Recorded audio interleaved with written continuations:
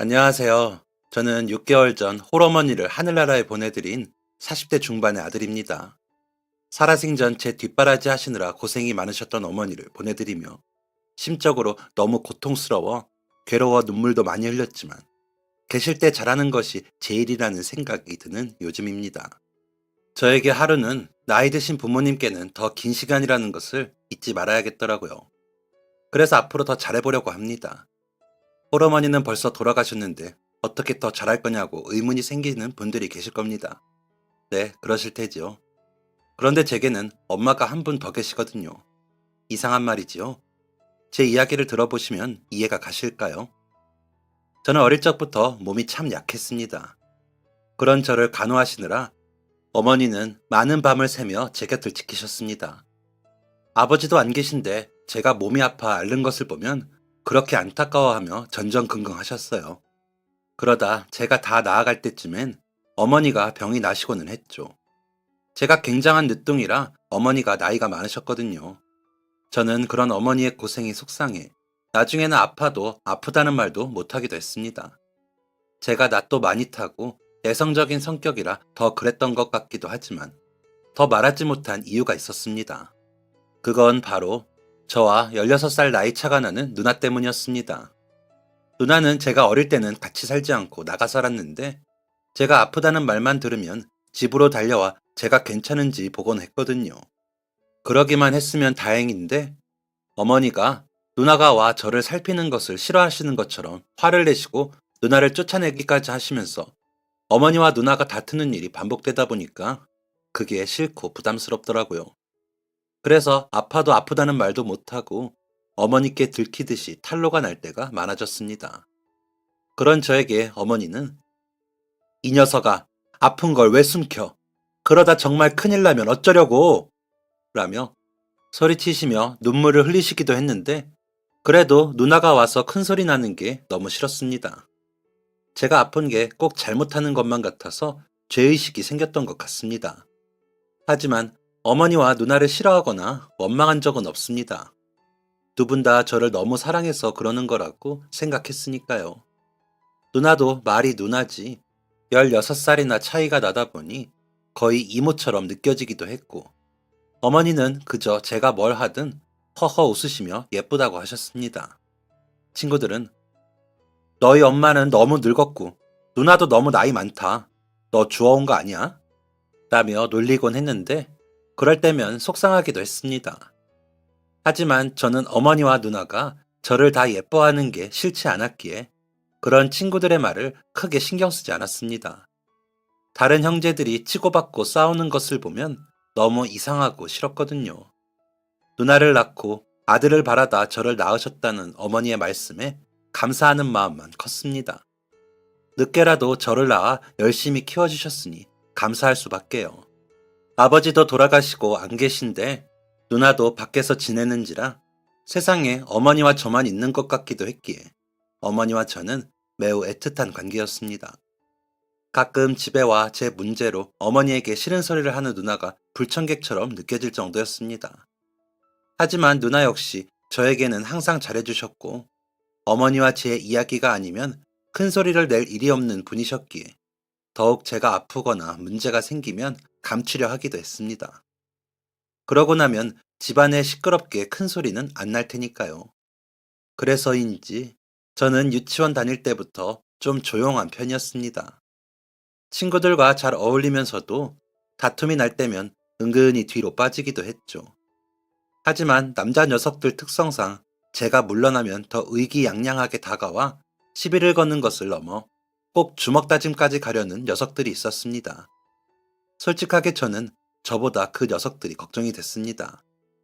제가 얼굴에 상처라도 생겨 들어가는 날에는 누나가 득달같이 찾아가 그 집 엄마에게 큰 소리를 내고 그 녀석을 제 앞에 머리 숙이게 하며 사과를 받아냈거든요. 오히려 어머니는 아이들끼리 놀다 보면 그럴 때도 있지. 너도 너무 수선이다. 우리 범석이가 점잖으니 그 녀석들이 셈이 났나 보지. 유치원에 이야기를 하면 될 걸 굳이 따라가 동네 시끄럽게 할 게 뭐야? 라고 하셨지만 누나는 그런 놈들은 애초에 뿌리를 뽑아야 해. 어딜 감히 우리 범석이한테 그런 놈들은 다시는 그런 짓 못하게 따끔하게 혼을 내야 해. 라며 흥분하여 씩씩거리고는 했습니다. 어머니는 그런 누나를 보며 쯧쯧 혀를 차시며 범석이가 너 성격 안 닮은 게 얼마나 다행이냐 라면서 한숨을 쉬셨습니다.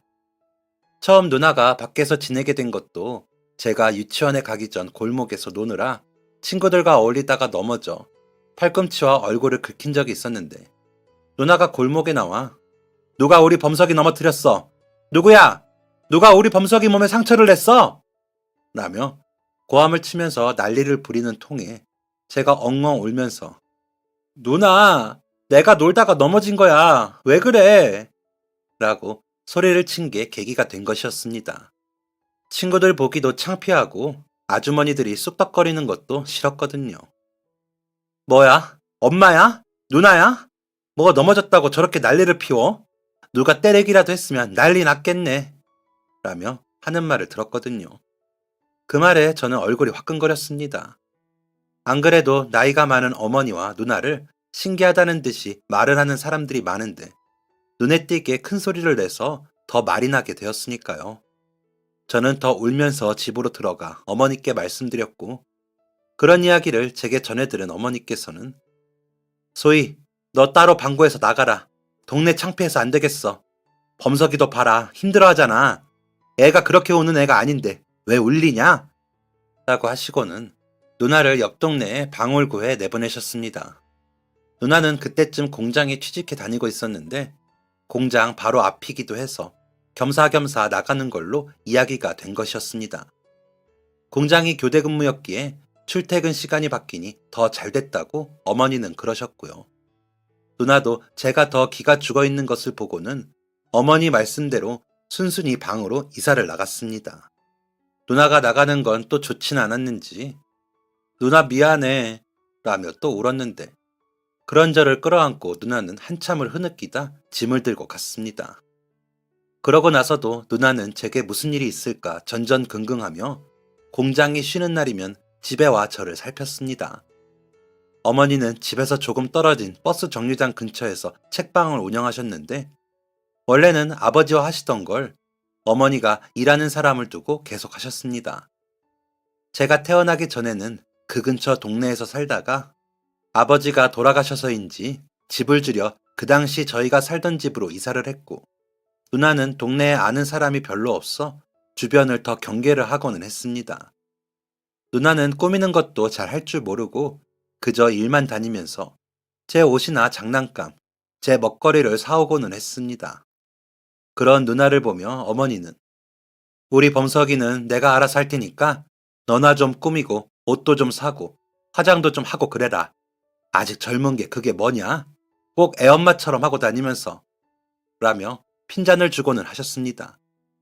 어머니가 그런 말씀을 하시면 누나는 제게 옷을 대보고 장난감을 가지고 놀게 하고는 그 모습을 뿌듯한 얼굴로 보며 난 우리 범석이만 좋으면 돼요.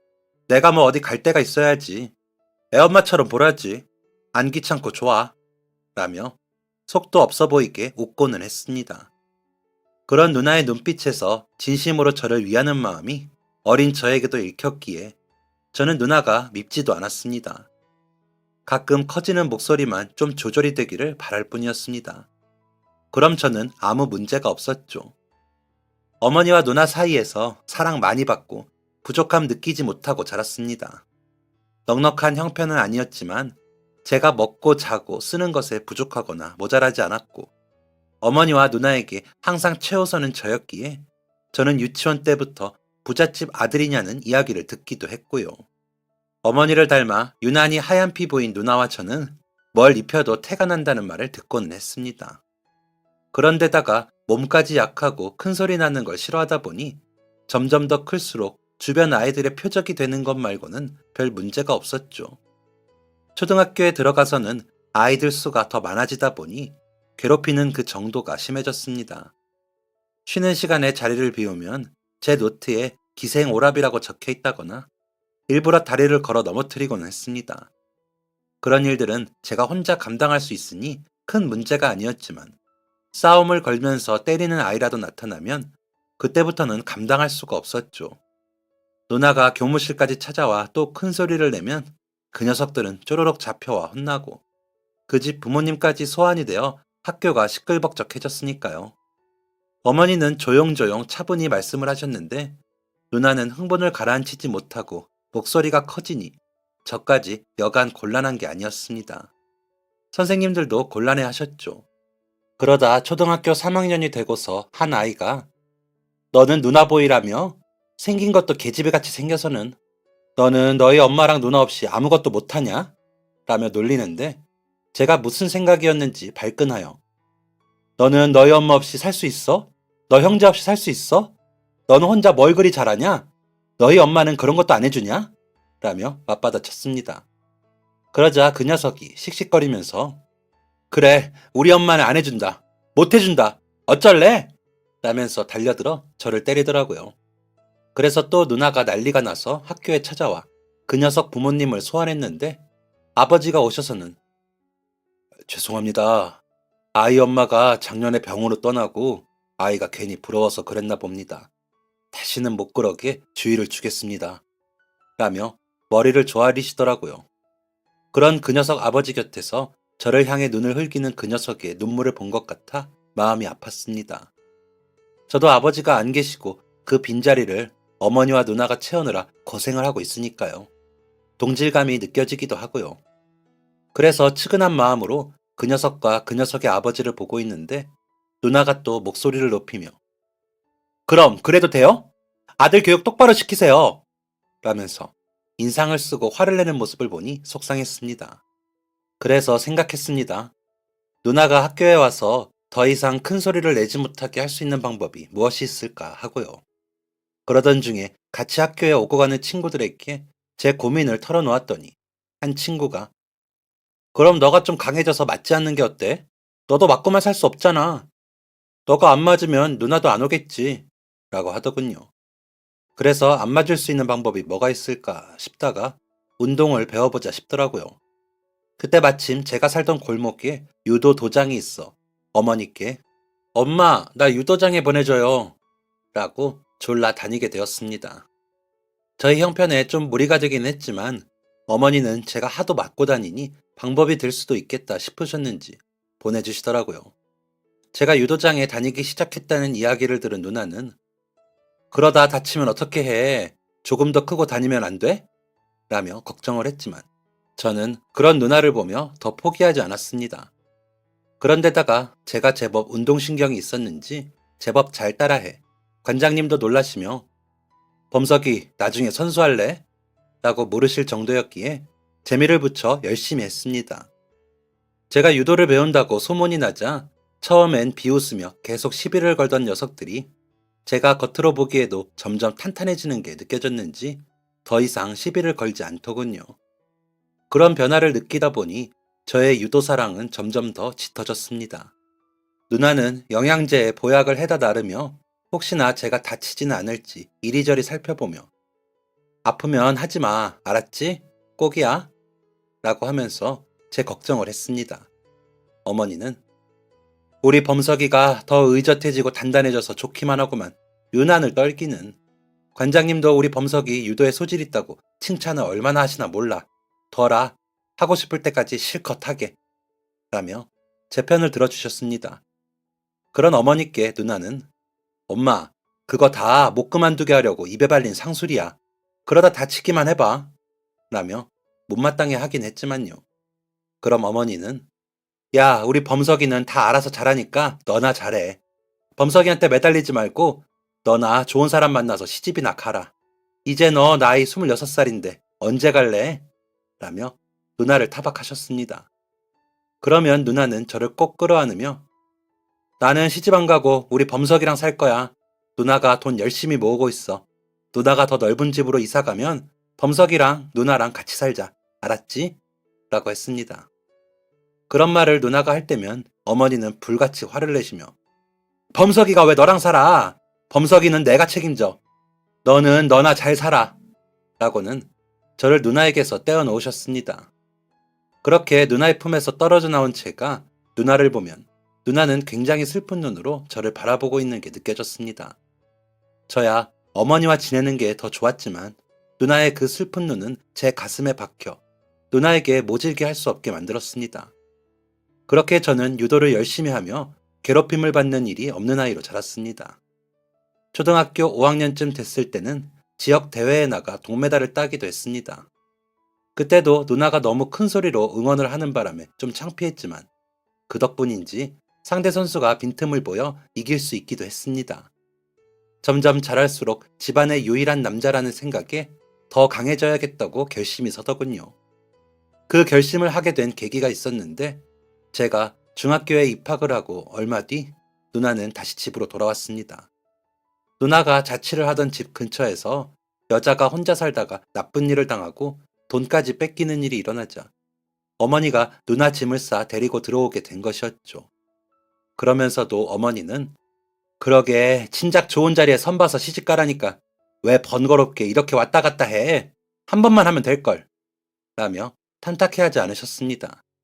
하지만 누나는 내가 무슨 시집을 가? 에휴, 이제야 겨우 들어왔네. 좋다. 라며 웃었습니다. 그런 누나를 보며 왜 저렇게 시집가기가 싫을까 궁금했습니다. 그때 누나 나이가 30이니 지금에야 상관없지만 어머니는 노처녀라고 엄청 성하셨거든요. 다 큰 딸내미 반찬 해다 나르는 것도 지친다. 라며 누나에게 시집가라고 그러셨는데 덜컥 집에 다시 돌아온 누나가 굉장히 못마땅하신 듯이 눈만 마주치면 누가 소개를 한다는데 라면서 누나에게 선을 보라고 하셨습니다. 사실 누나는 수시로 드나들며 누나 방의 짐도 거의 그대로고 그렇게 오래 자취를 했는데도 늘린 짐이 없어 거의 옷이랑 이불, 베개만 가지고 돌아왔었거든요. 그런데도 어머니는 짐이 늘어 그런가? 집이 답답하고 좁아. 얼른 치울 사람 치워야지. 하면서 누나 들으라는 듯 혼잣말을 하셨습니다. 그럴 때는 시집을 안 가는 누나도 이상하다 했지만 또 그렇게까지 누나에게 시집가라는 어머니의 이야기도 이해가 가지 않았습니다. 그저 어머니와 누나는 잘 맞지 않는 사람이라고 생각해 혼자 고개를 절레절레 하고는 했습니다. 유도를 몇 년 동안 하면서 몸도 부쩍 자라 키도 크고 덩치도 좋아진 저를 학교에서 건드리는 아이들은 없었습니다. 그러면서 저도 조금은 더 독립적으로 생각을 하게 되더라고요. 그래서 그런지 어머니와 누나의 다툼에 크게 신경을 쓰지 않았습니다. 누나는 제가 사춘기에 들어서는 게 보였는지 시시콜콜하게 전처럼 따져 묻고 몸을 살피고 하진 않았지만 다른 종류의 잔소리를 하고는 했습니다. 제가 대답하는 자세가 좀 삐딱해 보이면 어머니보다도 먼저 나서서 혼을 냈고 어머니가 그런 저를 감싸시면 엄마가 그렇게 편을 드니까 애 버릇이 나빠져. 아무리 오냐오냐 키웠어도 그렇지. 저 좀 컸다고 어디 버릇없이 굴고 있어. 똑바로 해. 라면서 목소리를 높이고는 했습니다. 그러면 어머니는 야, 너는 엄마한테 그렇게 말하면서 범석이한테 그러는 거 웃기지 않냐? 라며 누나를 비웃듯 말씀하시곤 하셨는데 저는 그런 어머니의 말에 웃고는 했습니다. 그런 저와 어머니를 보며 누나는 참나 하며 인상을 썼다가 이내 같이 웃고요. 그렇게 유난스러운 누나를 피해 저는 조금 더 행동에 조심하며 고등학교까지 졸업을 했습니다. 꾸준히 운동을 했기에 고3에는 입시 체육을 하며 저는 체육교육학과나 유도학과에 진학하기를 꿈꿨습니다. 성적은 어느 정도 유지를 하고 있었기에 내심 자신이 있기도 했고요. 하지만 저는 입시에 성공하지 못했고 제가 다니던 유도장에 사범으로 일을 하며 재수를 하게 되었습니다. 그때가 아마 제가 제일 기가 죽어 집에서도 말을 잘 하지 않을 때였을 겁니다. 첫 수능을 보고 면접을 보러 다닐 때도 누나가 일까지 쉬며 도왔는데 입시에 실패한 저는 어머니와 누나를 볼 면목이 없더라고요. 제가 인생의 패배자가 된 것 같고 운동을 그만두고 다른 일을 해야 할 수도 있겠다는 두려운 마음도 생겼습니다. 그냥 하향 지원을 해서 재수를 하지 말고 학교에 갔어야 하나 하는 생각도 들기도 했고요. 그런 제가 신경이 쓰이셨는지 어머니는 괜찮아. 1년 정도 좀 쉬어가면 어때? 늦은 만큼 빠를 때도 있지. 잘 될 거야. 걱정 마. 라며 위로하셨습니다. 하지만 누나는 그저 별말 없이 지나가더라고요. 괜히 제가 지레 겁을 먹고 누나가 저에게 싫은 소리 할까봐 피하기도 했지만 너무 별말이 없어 더 두렵기까지 했습니다. 하지만 끝끝내 누나는 별 말이 없었고 저는 매일을 노심초사하며 아침에 학원과 공부를 하고 오후에는 유도장을 나갔습니다. 제가 다니던 재수학원에는 예체능반이 따로 있어 다른 반들보다 일찍 맞춰줘 학원을 마치면 오후 시간은 여유가 있었거든요. 그러다 여름방학이 될 때쯤 연락을 해온 친구들과 어울려 대학가에 가 소주를 생전 처음 마시고 집에 들어갔습니다. 약간 치기가 올라 휘청휘청 하면서도 중심을 잃지 않으려고 애를 쓰며 겨우 집에 들어가 물을 한 잔 마시고 돌아섰는데 누나가 있더군요. 깜짝 놀라 아이 깜짝이야. 왜 기척도 없이 거기 서 있어? 놀랐잖아. 라며 속삭이듯 말을 했는데 눈앞이 번쩍했습니다. 깜짝 놀라 얼얼한 볼을 감싸고 누나를 봤는데 누나는 씩씩거리며 저를 노려보고 서 있었습니다. 술김이었는지 그동안 눈치 본 서러운 마음이었는지 아 뭐야 왜 때려? 라며 저도 모르게 큰 소리가 입 밖으로 나가더군요. 그러자 누나는 야 이 자식아 너가 지금 술이나 마시고 돌아다닐 때야? 대학 못 갔다고 눈치 보는 게 안쓰러워서 아무 말 안 했더니 아주 살판났지? 어디 술 냄새를 풍기고 들어와? 라며 매섭게 말을 하더라고요. 그런 누나에게 다른 친구들은 벌써 다 마시고 다녀. 그리고 재수하는 게 죄야? 엄마도 별말 안 하시는데 누나가 뭔데 그래? 누나가 내 엄마야? 옛날부터 누나가 더 설치는 바람에 내가 얼마나 힘들었는데 내가 아직도 어린애야? 왜 이래? 라며 지지 않고 소리를 쳤습니다. 제가 그렇게 덤벼들자 누나는 놀랐는지 눈이 커지더니 이내 눈물이 고여 얼굴을 붙잡고 주저앉아 울더라고요. 큰 소리에 놀라 일어나신 어머니는 씩씩거리는 제 앞에 주저앉아 우는 누나를 보시고는 제 어깨를 때리시며 이놈이 술 마시고 왔으면 곱게 잘 것이지 어디 누나한테 대들어. 누나가 어떤 누나인데 라고 하시더라고요. 어머니까지 그렇게 저를 채근하시니 더 화가 나 저는 별말 없이 문을 쾅 닫고는 방으로 들어가 버렸습니다. 그러고는 씻지도 않고 머리끝까지 이불을 덮어쓰고는 잠이 들었습니다. 어머니와 누나에게 다 화가 났지만 제일 화가 나는 건 제 자신이었습니다. 제가 대학에 떡 붙었다면 이런 일이 있었을까 싶고 또 대학에 갔어도 누나는 저랬을 것 같아 어릴 적부터 모아온 분노가 머릿속을 어지럽히는 것 같았습니다. 창피한 적은 있었어도 한 번도 누나를 밉다고 생각한 적이 없었고 그러지 말았으면 한 적은 있었지만 원망은 안 했는데 그날 밤에는 가슴 속에서 분노가 뿜어져 나오는 게 느껴졌습니다. 그렇게 이리 뒤척거리고 저리 뒤척거리다 잠이 들었다 일어나니 머리가 깨질 듯이 아팠습니다. 속도 메스꺼리고 씻고 자지 않아 몸에서 온갖 이상한 냄새가 나는 것 같아 골치가 아프더라고요. 문 밖에서는 어머니가 끓이시는 국 냄새가 나서 문을 열고 나가보니 어머니께서 얼른 앉아 속부터 풀어 라며 얼큰하게 끓인 콩나물국을 떠 식탁에 놔주셨습니다. 허겁지겁 앉아 국물을 들이키고 나니 속이 풀리는 게 살 것 같더라고요. 그렇게 국을 2번이나 더 먹고는 집안을 둘러보니 일요일인데도 누나가 보이지 않더라고요. 제가 두리번거리자 어머니께서는 너희 누나 저녁에 올 거야. 이따 누나 만나면 잘못했다고 해. 해야 할 말이 있고 하지 말아야 할 말이 있어. 너희 누나 마음에 박히는 말 하지 마라. 너까지 안 그래도 너희 누나가 속이 아니다. 라고 하시더라고요. 그래서 별말 없이 고개를 끄덕이고는 욕실로 가 씻고 나와 다시 잠을 청했습니다.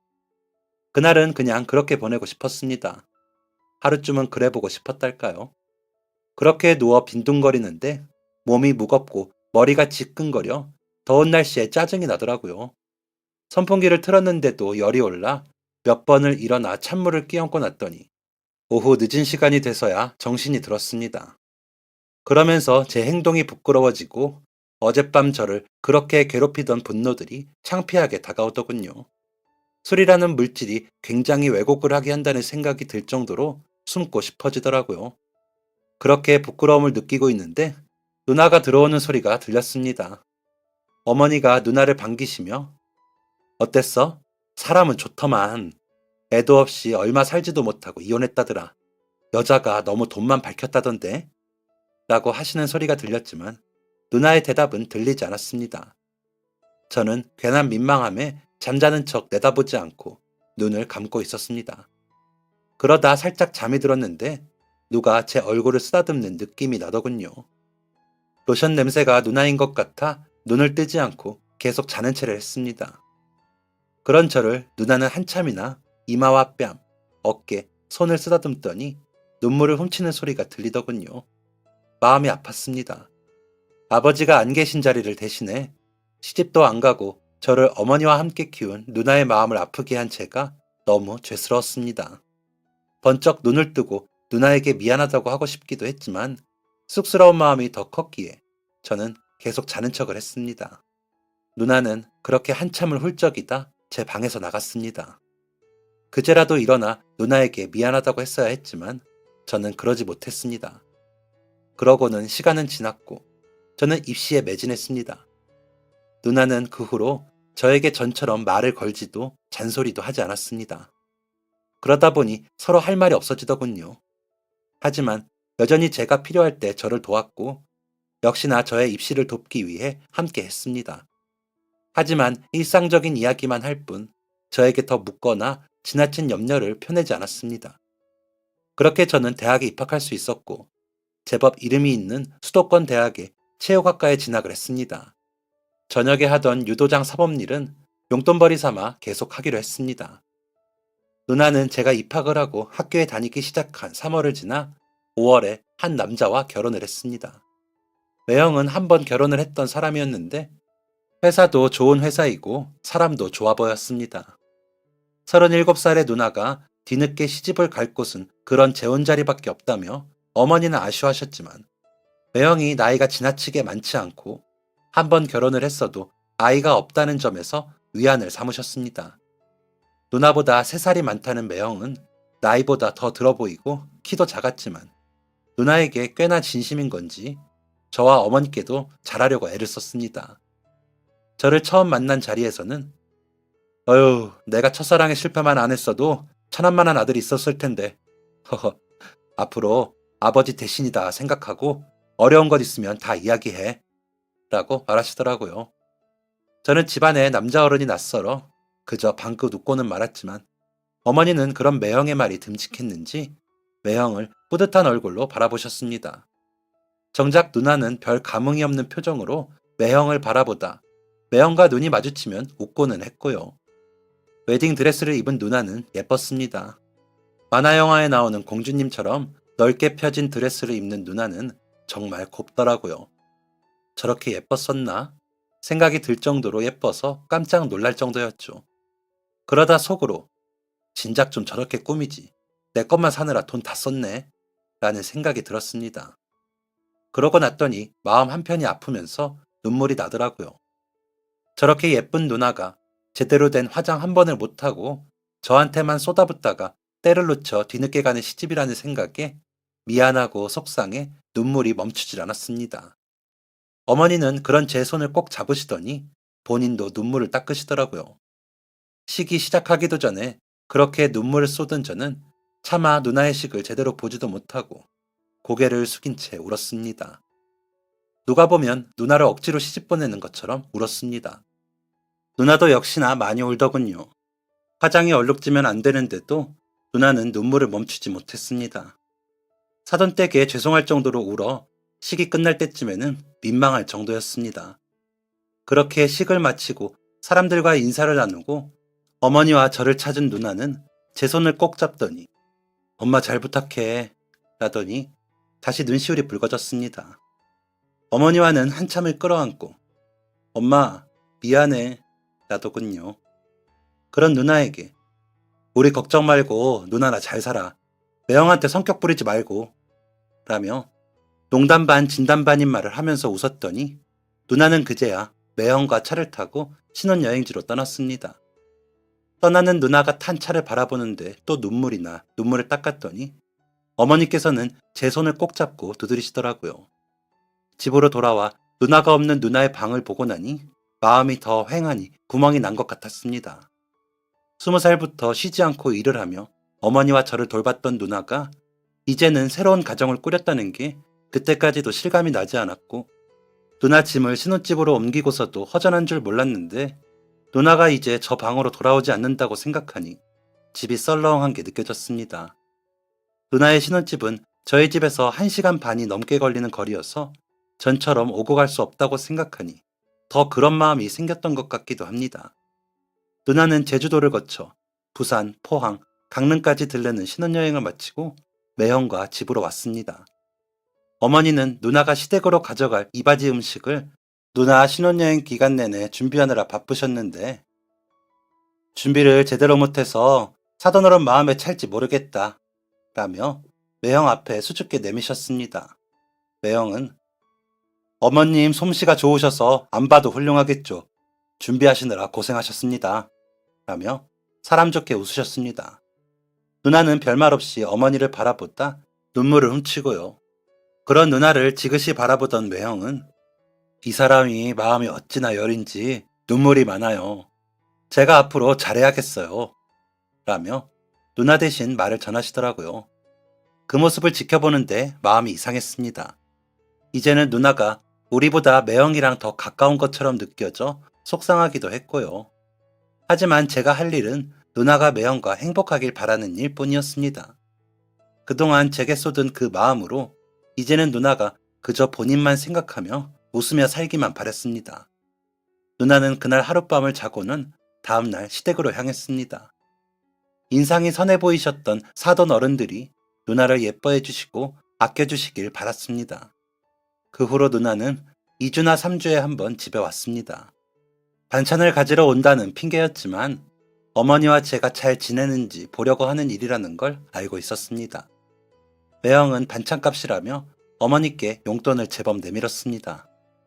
어머니는 그런 매형에게 미안해 하시면서 그 돈을 차마 쓰시지도 못하셨습니다. 그러다 제가 2학년을 마치고 군대에 가게 되었고 어머니가 혼자 지내시게 되었지만 누나와 매형이 더 자주 드나든다는 이야기를 들으니 든든하기도 했습니다. 매형은 좋은 분이셨습니다. 저와 어머니를 정말 가족처럼 대해주셨고 누나를 진심으로 사랑하고 아끼는 게 보였습니다. 누나의 시댁 어른들도 누나를 굉장히 아껴주신다면서 누나는 웃으며 전하곤 했습니다. 왜 매형이 이혼을 했는지 궁금할 정도였습니다. 더 빨리 누나와 만났으면 좋았을걸 이라는 생각이 들 정도였으니까요.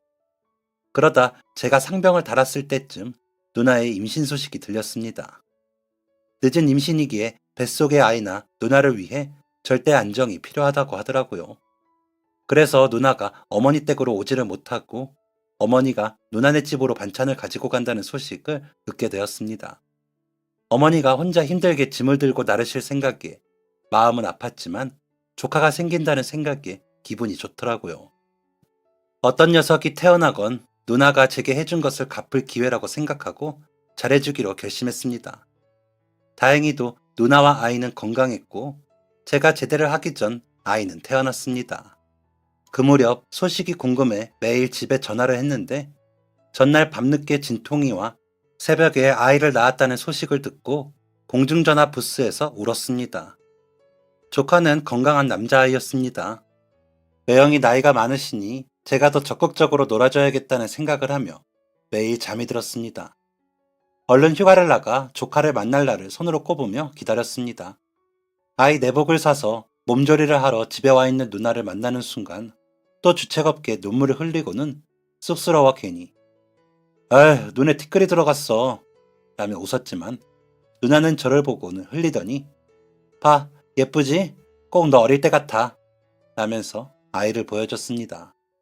생각했던 것보다 더 작은 아이를 차마 안아보지도 못하고 내려다보며 치, 얘가 왜 나를 닮아? 닮아도 누나나 매형 닮지.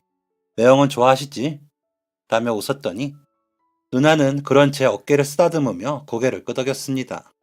어머니는 이제 조카도 생겼으니 더 어른스럽게 행동해라 라며 아이를 누나에게서 받아 찌찌 먹었으니 이제 할미랑 자자 라며 둥개둥개를 하셨습니다. 저는 옷을 갈아입고 밥을 먹으면서도 모든 관심이 아이에게 쏠려 있는 어머니와 누나를 보며 나 역시 저렇게 컸겠구나 싶어 새삼 두 사람에게 고마운 마음이 느껴졌습니다. 누나는 한 달의 몸조리를 끝내고 매형과 누나, 조카의 집으로 돌아갔고 저는 제대를 해 집으로 돌아와 2주에 한 번 주말에 누나네 집으로 반찬 배달을 갔습니다. 누나는 밤에 아이가 잠을 설쳐 잠을 제대로 못 자 힘들어하면서도 제가 어릴 적 이야기를 해주곤 했습니다. 엄마 젖을 먹을 때 표정이 조카랑 닮았다며 웃으며 이야기하는 누나의 표정엔 그리움까지 엿보일 정도였습니다. 참나, 누가 보면 누나가 나 젖먹인 줄 알겠네. 누나가 어떻게 그렇게 자세히 알아? 라고 말하는 저에게 야, 내가 다 봤으니까 알지. 그렇다면 그런 줄 알아. 라며 무한한 듯 웃는 누나는 행복해 보였습니다. 조카는 튼튼하게 잘 자랐습니다. 사돈댁에서도 아이를 너무 예뻐하신다며 누나는 조카를 보고 왕장님이야 왕자님 이라며 웃었지만 어딘가 모르게 어두운 표정을 저만 느끼는 건가 싶게 지었습니다. 아이를 키우는 게 힘들어 저러나 하며 넘기긴 했지만 가끔 누나의 그런 표정을 받기에 점점 신경이 쓰이기 시작했습니다. 시간이 흐르고 저는 석사과정을 마치고 고등학교 유도팀의 코치로 일하기 시작했습니다. 제법 성적이 좋은 아이들이 있어 감독님과 코치에 대한 대우가 좋은 학교였기에 일하기 나쁘지 않았습니다. 그렇게 한 3년 코치 일을 하고 지방의 중학교 감독 자리가 나 그곳에서도 한 3년을 지냈습니다. 어머니가 혼자 지내시면서 누나가 들여다보느라 고생을 좀 했죠. 그렇게 나이가 차고 대학 때부터 만나던 후배와 결혼을 하면서 저는 체육관을 열었습니다. 오랜 꿈이기도 했기에 아내와 함께 개관을 했죠. 조카 녀석도 주말마다 와서 함께 운동을 했습니다. 누나 말대로 제법 저를 닮은 구석이 있는 아이라 정이 많이 가는 아이였습니다. 저는 딸만 둘을 낳아 여자 국가대표 선수를 기르겠다는 목표를 세웠으나 첫째는 책을 좋아했고 둘째는 악기를 하고 싶어해 실패했습니다. 조카 녀석은 공부를 잘해 취미로만 유도를 하고요. 어머니는 그렇게 손주와 손녀의 재롱을 다 보시고는 80세의 일기로 돌아가셨습니다. 제 나이가 40대 초반이니 어머니를 너무 일찍 보내드려 그런지 아쉬운 마음이 컸고 별 질환이 없으셨던 분이라 갑작스러워 괴로움이 컸습니다. 누나와 제가 자주 들여다본다고는 했지만 혼자 계셨던 그 시간이 얼마나 외로우셨을까 생각하니 마음이 아팠습니다. 그래서 어머니 장례가 끝나고 어머니 집을 정리하기 위해 체육관은 아내에게 맡기고 제가 어머니 집에서 며칠 지내기로 했습니다. 하나하나 짐을 정리하며 눈물바람이었죠. 그러다 옷장을 정리하는데 굉장히 오래되어 보이는 대나무 바구니 상자가 보였습니다. 크면서 본 적이 없는 상자라 이게 뭔가 싶더군요. 그 안에는 제가 태어날 때 받았던 출생증서와 발도장, 산모 수첩이 있더군요. 그런데 이상했습니다. 산모의 이름이 어머니의 이름이 아니라 누나의 이름이더군요. 왜 이렇게 됐지?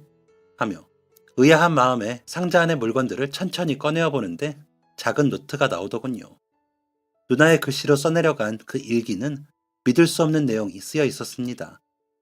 누나가 미혼모 시설에 들어갔다고 쓰여 있었고 뱃속의 아이가 움직인다고 쓰여 있었습니다. 어머니가 용서하지 않을 거라는 두려운 마음도 적혀 있더군요. 그러면서도 항상 일기의 마지막은 그래도 우리 아이만 있다면 난 다 이겨낼 수 있다. 이 아이를 위해서 나는 다 이겨낼 것이다. 아가야, 사랑한다. 엄마가 비록 어린 엄마이지만 열심히 해볼게. 라고 쓰여 있었습니다. 그 일기는 배가 너무 불러 숨이 차다는 이야기와 애정일이 다가와 겁이 난다는 내용을 끝으로 더 이상 쓰이지 않았습니다. 그리고 더 밑에는 중학생 정도로 보이는 누나가 아기를 안고 젖을 먹이며 웃는 사진이 있었습니다. 이게 무슨 상황인지 도대체 모르겠더군요. 그 안에 있던 아기 이불, 베넷저고리, 손싸개, 발싸개가 다 제 것인 것 같은데 아이 엄마가 어머니가 아닌 것 같아 혼란스러웠습니다. 한참을 멍하니 있다 누나에게 전화를 했습니다. 누나, 내가 뭘 좀 찾았는데 누나 혜진이랑 매형 없이 좀 와줄 수 있어? 라고 묻는 제게 무슨 일인지 묻지도 않고 누나는 갈게, 조금만 기다려 라며 전화를 끊었습니다. 누나가 집으로 올 때까지 아무것도 못하고 기다렸습니다. 누나는 문을 열고 천천히 들어오며 저와 제 앞에 놓인 상자를 보더군요. 제가 묻기도 전에 범서가 언젠가는 말해야지 했는데 너무 늦었다 라면서 눈물을 흘렸습니다. 그러면서 저에게 누나가 전한 말은 너무 충격적이었습니다. 누나는 고등학교 1학년 겨울방학에 아이를 낳았답니다. 아이 아빠는 함께 독서실에 다니던 오빠였는데 단순한 호기심에 한 번만이라고 사정사정하는 걸 뿌리치지 못했고 아이가 생긴 걸 알았답니다. 겁이 나 숨겼지만 점점 나오는 배를 어쩌지 못하고 오빠에게 말했지만 그 오빠는 그 후로 독서실에도 나오지 않고 사라졌답니다. 집을 아는 것도 아니고 학교만 어딘지 알아 학교 앞에서도 기다려봤지만 다른 지역으로 이사를 갔다는 말만 전해 들었답니다. 뒤늦게 누나의 임신을 아신 아버지와 어머니가 수술을 하자고 누나를 병원에 데리고 가는 걸 뿌리치고 도망쳐 미리 알아둔 미혼모 센터에 들어가 아이를 낳았답니다. 하지만 아이를 호적에 올려야 하고 혼자서 키울 일이 막막해 누나는 아이를 데리고 집으로 돌아왔더랍니다. 그 길로 누나는 동네 사람들과 마주치지 않게 시골의 외할머니 댁에서 고등학교를 졸업하고 집으로 돌아왔답니다. 그 사이 그 아이는 누나의 동생이 되어 어머니 곁에서 잘 자라고 있더랍니다. 그 아이를 키우면서 혼자 살겠다고 다짐을 했지만 끝까지 그러질 못하고 시집을 갔답니다. 그래서 그 아이에게 더 빨리 고백하지 못했다며 누나는 울었습니다. 누나의 담담하면서도 눈물 섞인 고백을 들으면서도 저는 믿을 수가 없었습니다. 그러면서 어릴 적부터 누나가 했던 행동들이 이해가 가기 시작했습니다. 그리고 제가 대들었을 때 누나의 그 눈빛이 가여웠습니다. 자신의 아이를 제대로 품지도 못한 그 17의 소녀가 안쓰러웠습니다. 이런저런 감정들이 뒤엉켜 혼란스러웠습니다. 누나, 내가 생각 좀 해보고 연락할게. 조심히 가. 라고는 방으로 들어와 누웠습니다. 누나는 한참을 앉아 있다가 가는 소리가 나더라고요. 그렇게 나머지 짐을 정리하며 저는 어머니를 보내는 슬픔과 나를 낳았다는 누나에 대한 생각으로 혼돈스러운 날들을 보냈습니다. 마침내 집이 다 비워지고 어머니 유품을 추려 한 상자에 담고는 곁에 그 대나무 방언이 상자를 두었습니다. 그러고는 누나에게 전화를 했습니다. 누나, 우리 지금처럼 지내자. 이제 와서 달라질 게 뭐 있겠어. 대신 내가 더 잘할게. 다른 사람들한테는 말하지 말자. 그게 어머니가 원하시는 걸 거야. 어머니는 누나의 삶도 중요하실 테니까. 49세 때 봐. 라고는 누나의 대답도 듣지 않고 전화를 끊었습니다. 그리고 짐들은 집으로 가져가 팬트리 가장 높은 곳에 올려두었습니다. 그렇게 6개월이 지나고 나니 생각이 좀 더 명확해지고 조금씩 받아들일 수 있게 된 것 같습니다. 그래서 누나가 자주 듣는 이 채널에 이렇게 사연을 보내봅니다. 누나, 나 범석이. 누나는 항상 나에게 제2의 엄마였어. 그래서 고마웠어. 날 포기하지 않고 세상에 나아줘서 고마워. 이제는 좀 더 편하게 잘 지내자. 그리고 누나 곁에 매형이랑 조카가 있어서 정말 다행이야. 다시는 외롭게 혼자 고생하지 마. 알았지? 조만간 내 생일에 우리 둘이 술이나 한잔 하자. 라고 꼭 전해주세요. 우리 울보 누나 또 울겠네요. 앞으로 제가 더 잘하며 살겠습니다. 그러니 이렇게라도 저희가 행복하기를 기원해 주시면 감사하겠습니다. 지금까지 사연 들어주셔서 감사합니다. 사연이 재밌으셨다면 구독과 좋아요를 눌러주세요. 감사합니다. 안녕히 계세요.